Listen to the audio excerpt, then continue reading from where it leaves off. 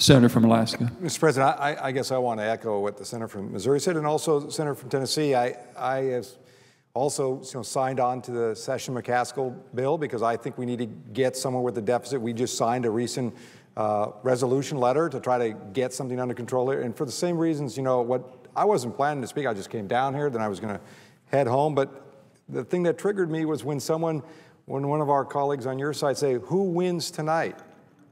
Well, that's not what this should be about. It's not who wins, who loses. I'll tell you right now, the American people are losing every day. We have this bickering that goes on. And honestly, I didn't actually see this pile here, a paper with the little logo on it, until I got over to this seat. That is not necessary for us to get on with the business. And I know, when I was listening to you as a former mayor, you're a former mayor from Chattanooga, you were talking like a mayor there. And that's what we need here. We need people who think of the long term, how we get there, and that is where we need to go. But, I didn't come down here to hear the bickering that just went on a little bit and this prop that was brought out. I mean, that's not why Alaskans sent me. To be honest with you, who wins and loses tonight? I'll tell you, my state Alaskans are losing tonight.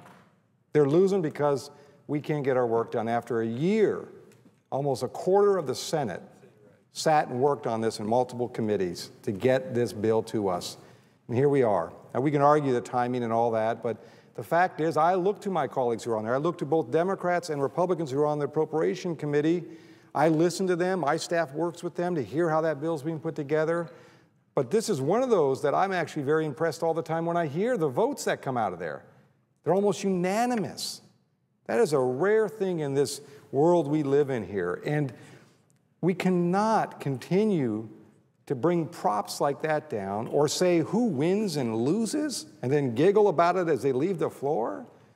The public is fed up with that. If there's one thing they told us in November was get busy, get work done, and work together and quit the gamesmanship. So your comments, I'm looking forward to it. I know we had a meeting just recently, a group of us, and it was very productive, I thought, talking about tax reform and deficit management and how we're going to get the control of spending. That is the direction we have to go.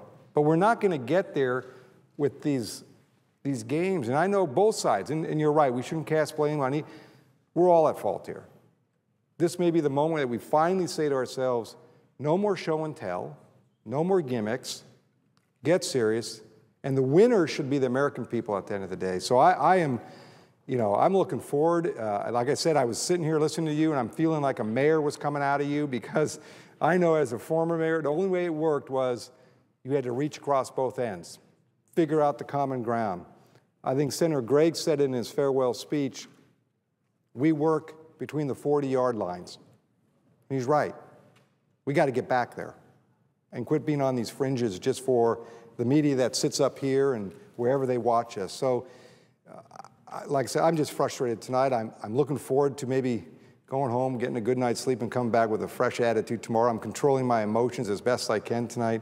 But your words, I'll be very frank with you, Senator from Tennessee, I wish those were the words that started this debate tonight, to be very frank with you. That's not what happened.